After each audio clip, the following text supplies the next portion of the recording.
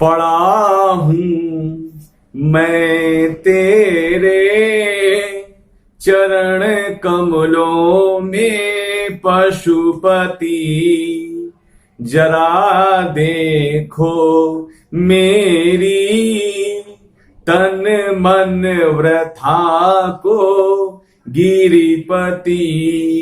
शशि और गंगा की तरह मुझको भी शरण लो, करो रक्षा संभो मम दुखित जनों के दुख हरो। नमस्कार दोस्तों, जय श्री राधे, जय श्री कृष्णा। मैं अतुल द्विवेदी आपका नॉलेज बूस्टर में स्वागत करता हूं, अभिनंदन करता हूं।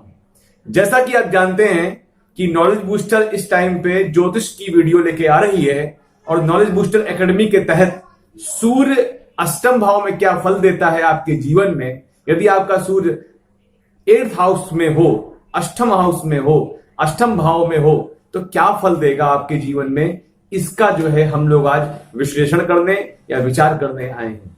यदि आपको ये तथ्य, यदि आपको ये फैक्ट समझ में आए या इनमें कुछ भी सत्यता दिखाई पड़े तो आप कमेंट बॉक्स पे आकर बताइए, और कोई नए अनुभव आपके जीवन में घट रहे हो तो वो भी हमसे शेयर कीजिए, ताकि ज्योतिष में रिसर्च एंड डेवलपमेंट के तहत हम उसको और भी आगे परिष्कृत कर सकें, उसको और नवीन रूप दे सकें।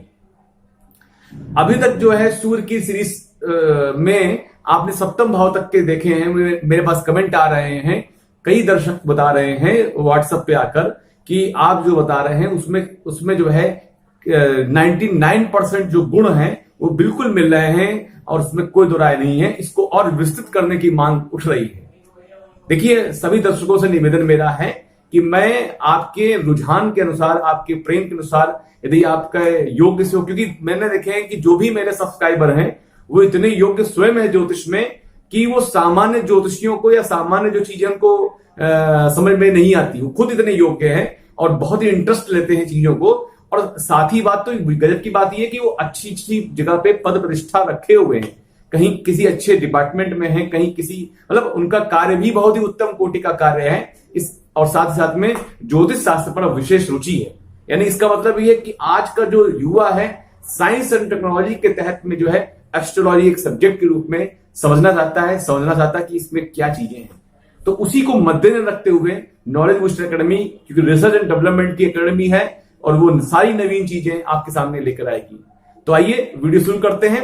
वीडियो शुरू करने से पहले मुझे आशा है, नहीं पूर्ण विश्वास है कि लॉकडाउन के समय में आप पूर्ण तरह से सुरक्षित हैं घर में। अपने परिवार को सुरक्षित रखिए और घर में रहिए और साथ ही साथ भगवान का भजन कीजिए।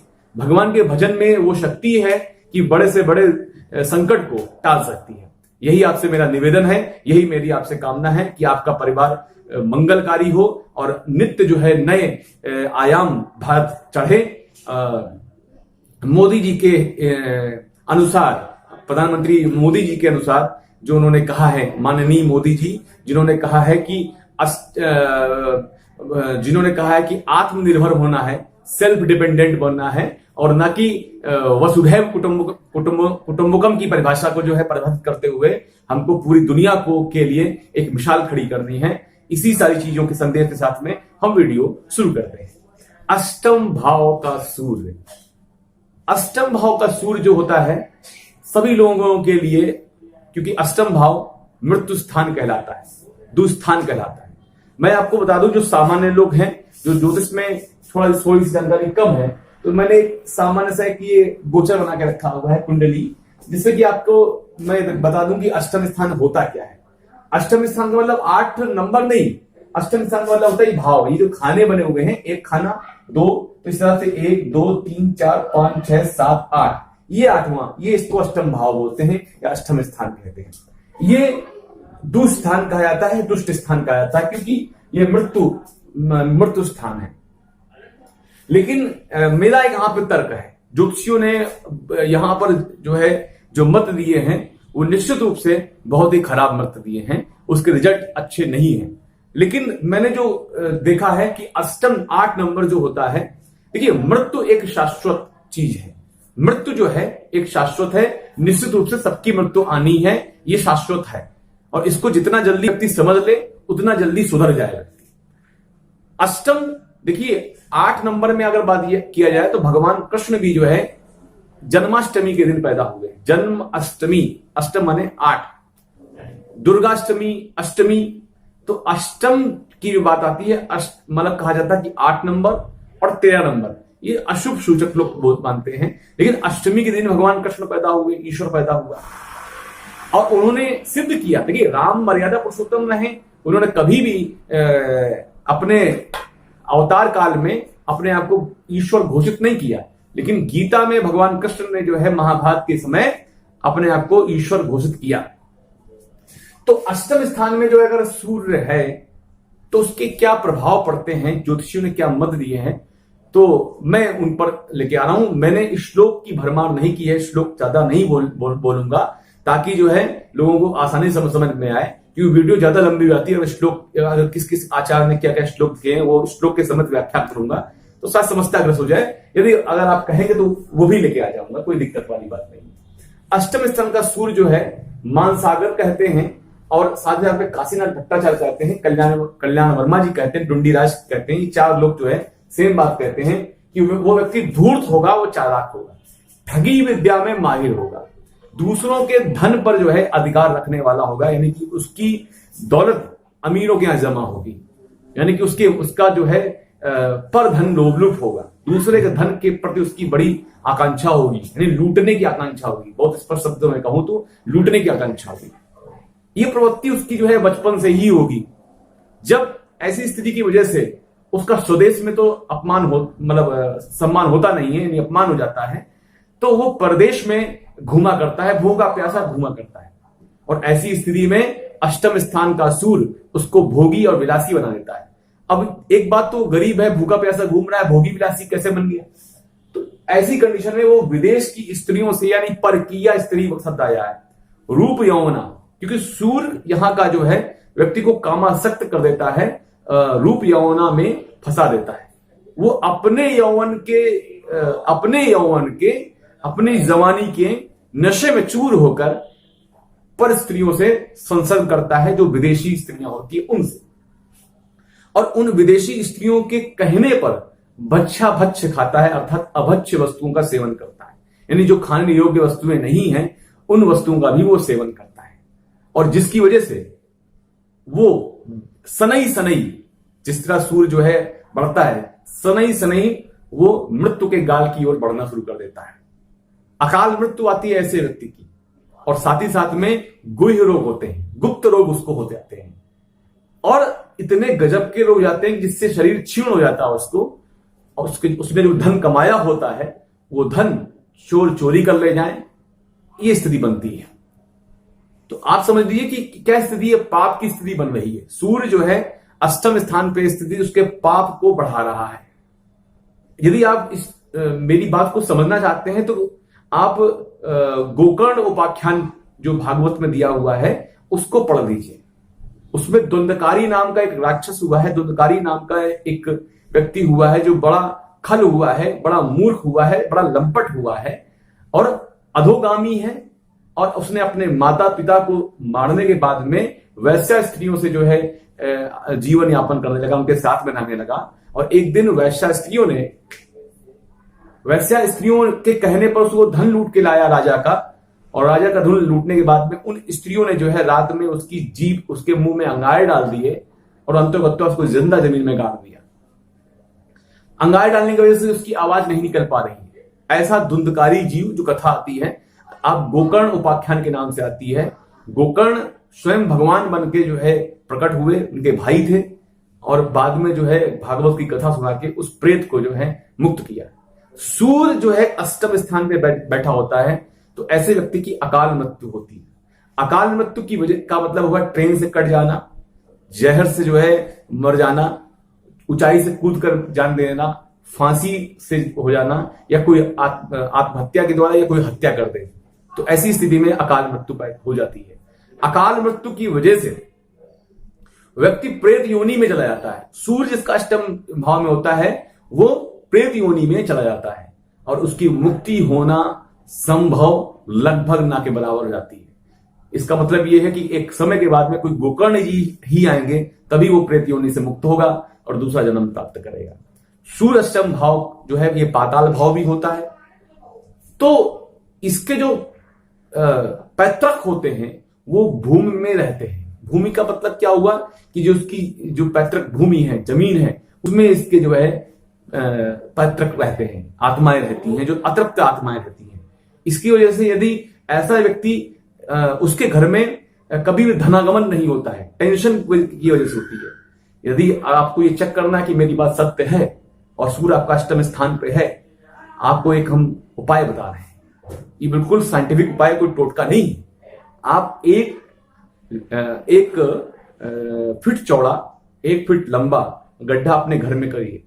1 फीट लंबा, 1 फीट चौड़ा, 1 फीट गहरा गड्ढा खोदिए और खोदने के बाद में कोई भी मंत्र, ओम नमः शिवाय जानते हो या पंचाक्षरी ओम एम हीम क्लीम चामुंडाय विचे, मैंने तो ओम एम हीम क्लीम चामुंडाय विचे का नवाण मंत्र जपा है, इसकी वजह से मैं तो इसी का प्रयोग करता हूं। जब करने के बाद में आप जो है पानी डालिए उसमें, बाल्टी 2 बाल्टी 4 बाल्टी पानी डालिए, जब तक वो गड्ढा भर ना जाए। जब गड्ढा भर जाए तो कहा जाता है कि शास्त्र कहता है 100 कदम जाइए और वापस आइए। यानी कि कहने का मतलब ये है कि अर्थात ये है कि लगभग 15 से 20 मिनट में अगर वो गड्ढा पूरी तरह से खाली हो जाए, पानी चला जाए, कहीं भी गड्ढा खाली हो जाए, तो वो घर प्रेत घर है। निश्चित रूप से उनकी जमीन में जो है आत्माएं वास कर रही हैं। ये बात सत्य है और मैंने बहुत ही बारीकी से मैं वही बात बताऊंगा, किसी प्रकार से भ्रम फैलाने की बात नहीं कह रहा हूं। कुछ भी निगेटिविटी उनके घर में है, मैं प्रेत बोल दिया, मैंने गलत बोला, लेकिन वो कुछ ना कुछ निगेटिविटी पर बोलना सही है यहाँ पे। तो वहां पे वो जमीन में है और ऐसी स्थिति में उस घर में कभी भी सुख, शांति, समृद्धि और धनागमन नहीं होता। हमेशा फांके पड़ते हैं ऐसे घर में। रोटी पर रोटी रख के नहीं खा पाता व्यक्ति। धन संचय की बात तो बहुत दूर की बात। ऐसा व्यक्ति घर से दूर निकल जाता है और प्रदेश में जाकर टहलता रहता है, भ्रमण करता रहता है, प्रदेशवास करता है और परकीया रूप यौवना स्त्रियों के साथ में संभोग करता है, संसर्ग करता है, जिसकी वजह से जो है वो अकाल मृत्यु की ओर बढ़ता है और उनके कहने पर धन लूट के लाता है और अंततः मृत्यु को प्राप्त होता है। ये बातें सूर्य के अष्टम भाव की हैं। कितने रिजल्ट आपकी कुंडली में सही हो रहे हैं बताइए, बहुत स्पष्ट बोल रहा हूं। और अगर सूर्य के साथ में मंगल की युति, केतु की युति या राहु की युति हो जाए तो निश्चित रूप से ऐसे व्यक्ति की अकस्मात मौत होती है, अकाल मृत्यु होती है। आज मैंने कुछ ज्यादा कड़वी भाषा बोल रहा हूं, लेकिन रीजन क्या है कि अगर सत्य नहीं बताऊंगा, सत्य थोड़ा कड़वा होता है, मीठा नहीं होता। और उसी जहर से हम लोग अमृत निकलते हैं, क्योंकि समुद्र मंथन से पहले जहर निकला और फिर अमृत। तो पहले मैं जहर बोल रहा हूं, अमृत भी निकाल दिया मैं। देखते रहिए लास्ट तक वीडियो। तो सूर्य जो है ऐसे व्यक्ति को अभक्ष्य वस्तुओं का सेवन कराता है, विदेशी स्त्रियों के कहने पर कराता है। यानी स्त्री, अब विदेशी स्त्री का मतलब ये होगा कि अगर आप इस शहर में रह रहे हैं, दूसरे शहर में, उसके लिए विदेश वही हो गया। ठीक, शरीर क्षीण, धन चोरी हो जाता है, अकाल मृत्यु कारक है ऐसा सूर्य। रूप जीवा युवतियां उसका धन लूटती हैं। यदि धन उसका पहले से ही है तो रूप जीवा युवतियां उसका धन लूटती हैं। सूर्य ऐसा व्यक्ति का सरकारी और तुम्हारे मजिस्ट्रेट, कानून, लॉ एंड ऑर्डर को मानने वाला नहीं। ऐसा जब तक लॉ एंड ऑर्डर को नहीं मानता, यानी पिता के धर्म को नहीं मानता, जिस कुल में वो पैदा हुआ है उस धर्म को नहीं मानता, ऐसी कंडीशन में मैंने जो अनुभव किया है, आज के परिप्रेक्ष्य में अगर ये फैक्ट यहां लगाया जाए तो ऐसा व्यक्ति इंटरकास्ट मैरिजेस में जो है बिलीव करता है। लिव इन रिलेशनशिप तो उसकी हो सकती है, इसमें कोई दुराई नहीं। मैंने पहले ही स्पष्ट कर दिया कि परकीया युवतियों के साथ में उसके संबंध होते हैं, लेकिन निश्चित रूप से वो इंटरकास्ट मैरिजेस करता है। कहने का अभिप्राय है ये है कि अपने धर्म की स्त्रियों को कम चाहता है, दूसरे धर्म की स्त्री को ज्यादा चाहता है। साथ ही साथ में स्त्रियों के कहने पर ही वो संभवतः किसी दूसरे धर्म को भी अपना सकता है। ये देखिए, ज्योतिष एक कम्युनिकेशन परम्यूटेशन का गेम है। ये बिल्कुल जो है पर्सन टू पर्सन वेरी करेगा। किसी हर व्यक्ति में ये चीजें संभव नहीं होंगी, मैं स्पष्ट कर रहा हूं। और बहुत ही इसको आप जज्बाती मत हो जाइए कि सारी बातें बिल्कुल इतनी बुरी बोल रहे हैं, है ना, ऐसी नहीं। देखिए पर्सन टू पर्सन वेरी करती हैं, राशियों पर डिपेंड करता है और अन्य ग्रहों पर डिपेंड करता है। सूर्य यदि यहां बैठा हो तो मैं उसके क्या फल होते हैं वो बता रहे हैं। अब ये दोष है, लेकिन अगर आपकी कुंडली में कोई बहुत बड़ा महायोग बन रहा है तो इन दोषों को वो नष्ट कर देता है, छीण कर देता है। और या संत की कृपा, मैं इस पर यहां बोल दे रहा हूं क्योंकि यहां पे वीडियो ऐसी हो सकती है जो उस पर जो है व्यक्ति टेंशन में हो जाए। तो संत की कृपा से सारे नवग्रह बैलेंस हो सकते हैं, संत में बहुत ताकत होती है, ठीक है। तो मंगल की युति अकाल मृत्यु कारक होती है और लड़ने झगड़ने में ऐसा व्यक्ति चतुर होता है।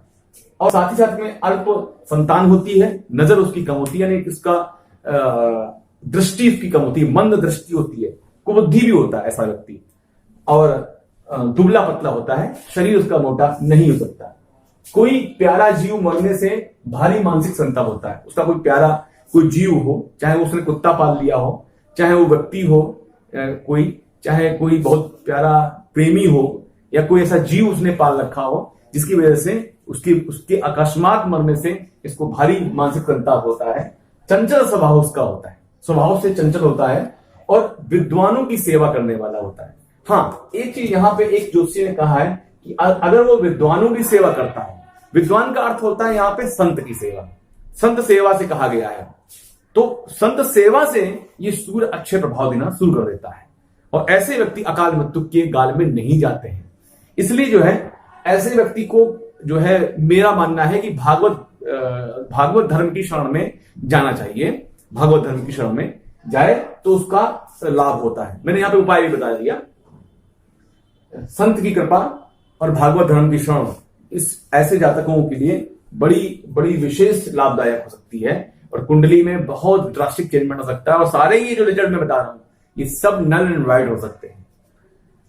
3, 4, 9, 12 मिथुन, कर्क और धनु और मीन राशियों में यदि सूर्य अष्टम में पड़े तो सावधानतया मौत होती है। सावधानतया मौत का मतलब होता है ऐसा व्यक्ति बहुत सावधानी रखता है और फिर भी मौत के गाल में जाता है, उसको पता होता है कि मौत आ रही है और ऐसा व्यक्ति बड़ी सावधानतया मौत उसकी होती है। दूसरी बात है कि मेष और सिंह राशि में यदि सूर्य अष्टम भाव में जाए, मेष राशि में सूर्य हो यानी उच्च का हो जाएगा, सिंह राशि में सूर्य हो तो झटके से मौत होती है। झटके मतलब बिल्कुल घोड़े चढ़ी मौत आती है, ऐसे व्यक्ति की बिल्कुल पता ही नहीं चलता और अकस्मात जो है झटके से मौत होती है। 2, 6, 10, 11 इसके अलावा जो बाकी राशियां बची वो मैंने यहाँ लिखी हुई है, कुछ छूटी तो नहीं, देख लीजिएगा। 2, 6, 10, 11, 8 इन राशियों में वृष, कन्या, मकर, कुंभ और वृश्चिक राशियों में यदि सूर्य अष्टम में पड़े तो बहुत लंबी बीमारी से मौत होती है। ऐसा व्यक्ति खटिया पे घिटता है, जो गांव की भाषा है वो मैंने बोला कि बहुत ही लंबे समय तक बेड पर रहता है और बहुत लंबी बीमारी से उसकी मृत्यु होती है। यदि पुरुष राशि में सूर्य हो, मैंने अगर आपको पुरुष राशि स्त्री राशियों का पता नहीं है तो मैंने मेरी लग्न कुंडली यानी जो लग्न में सूर्य हो उसमें जो है मैंने वहां डिस्क्राइब किया है पुरुष राशियां और स्त्री राशियां, मैंने वहां डिस्क्राइब किया। आप वहां जाकर उस वीडियो को देखिए और वहां से जानिए कि पुरुष राशि और स्त्री राशि क्या होती है। तो पुरुष राशि में सूर्य है तो नौकरों और स्त्री के द्वारा गुप्त बातें बाहर चली जाती है। ऐसा व्यक्ति जो होता है जिसका पुरुष राशि में सूर्य हो उसकी स्त्री ही जो है उसके मृत्यु का कारण बन जाती है। उसकी स्त्री ही जो है उसकी सामाजिक प्रतिष्ठा का कारण बन जाती है, सामाजिक प्रतिष्ठा उसकी खत्म हो जाती है। चोरी की वजह से, चोरी जो उसके घर में होती है वो उसके कारण भी, नौकर या तो चोरी करें या नौकर की वजह से कोई ट्रांसमीटर लगे तो चोरी हो उसके घर में, या स्त्री के द्वारा जो भेद बाहर जाए उससे, यानी कि नौकरों और स्त्री के द्वारा गुप्त बातें बाहर जाने से उसके यहाँ चोरी हो। स्वयं पैसे के लिए यहाँ का जो पुरुष राशि में शुरू होता है, यहाँ की जो इस जातक की जो स्त्री होगी स्वयं पैसे के लिए, खुद पैसा चाहने के लिए या पति के पैसे की जरूरतों को पूरा करने के लिए वो पर पुरुष गामी हो जाती है, यानी वो अपना चरित्र बिगाड़ देती है और इसकी वजह से पैसा कमा के लाती है। स्त्री की मृत्यु जो है पहले होती है, पुरुष की मृत्यु बाद में होती है। ऐसी जो है कंडीशन में, कब, जब पुरुष राशि में हो। लेकिन अगर धन स्थान पे सूर्य है तो जस्ट इसका उल्टा हो जाएगा, पुरुष की मृत्यु पहले, स्त्री की मृत्यु बाद में होती है। तो ये चीज जो है सामने निकल गई, यहाँ पे स्त्री की मृत्यु पहले होगी। अब जो है अगर जो है वृद्धावस्था में जो है पहुंच जाता है ऐसा व्यक्ति 50 साल की उम्र के आसपास, तो यहाँ का जो सूर्य होता है उसको दरिद्र बनाता है। क्योंकि सूर्य क्या स्थिति, जब सूर्य उगता है और शनि शनि जो है अस्त होता है, तो ऐसी कंडीशन में सूर्य जब व्यक्ति वृद्धावस्था में पहुंच जाता है, यानी कि वो भी अस्ताचल की हो चलता है, तो दरिद्र हो जाता है। कोई सूर्य ऐसी कंडीशन नहीं देता है। तो ऐसी कंडीशन में मैंने जो उपाय बताए हैं, क्योंकि जो है सूर्य के जो पौधे हैं, पेड़ पौधे जो सूर्य कारक ग्रह हैं, तो वो जो है आप उसकी खेती कीजिए या उसको जो है फ्री ऑफ कास्ट दान करवाइए। स्त्री राशि का सूर्य जो है संतति अधिक देता है, पुरुष राशि का सूर्य जो है संतति कम देता है। और यदि अष्टमेश बलवान हो, यहाँ पे कंडीशन मैंने अपने अनुभव से निकाली है, यदि अष्टमेश बलवान हो तो खेती बाड़ी का मालिक होता है। अगर मैंने उसमें खूब कई बीघे जमीन होती है, अष्टमेश बलवान तो खेती बाड़ी का मालिक होता है। यदि उच्च में सूर्य हो और या स्वक्षेत्री हो तो दीर्घायु होता है। ऐसी कंडीशन में मैंने ये चीज निकाली। आकार तो सारी बातों में सही नहीं है। अगर उच्च में मेष राशि का सूर्य हो या स्वक्षेत्री सूर्य हो तो दीर्घायु होता है, इसमें कोई दो राय नहीं है। हाँ, ये जरूर है कि प्रदेश में घूमता रहता है और सर्वदा उद्योग रहित होता है, यानी कोई काम धंधा उसके पास में नहीं होता है, उद्योग उसके पास में नहीं होता है, जिसकी वजह से धनागमन में तनाव होता है। तो ये तो रहे सूर्य के अष्टम स्थान के प्रभाव। अब मैं अपने कुछ अनुभव जो है आपसे शेयर करना चाहता हूं। सूर्य यदि अष्टम स्थान में है तो ऐसा जातक यदि नौकरी में है भी किसी तरीके से गवर्नमेंट जॉब में, तो जो है उसकी हमेशा उसके बॉसेस से पटरी नहीं खाएगी और कोई ना कोई डाइवोर्स की स्थिति बनती रहेगी, कोई ना कोई डिस्प्यूट की स्थिति बनती रहेगी। साथ ही साथ में जो है उसकी पत्नी से भी डाइवोर्स होने की कंडीशन बनती रहती है। तो मैंने दोनों बातें इंटरलिंक कर दी। मुझे लगता है कि आपको समझ में आ गया होगा। और आगे नेक्स्ट वीडियो देखिएगा मेरी नवम भाव में सूर्य की।